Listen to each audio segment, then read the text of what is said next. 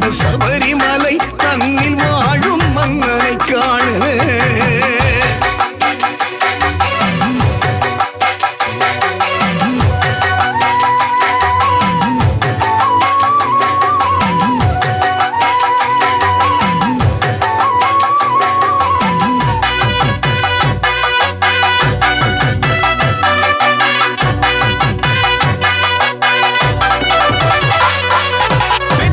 அன்னை பாதம் தொட்டு இருமுடி எடுப்போம் அந்த பெரும் பாதை கடந்து ஐயன் சன்னதி செல்வோம்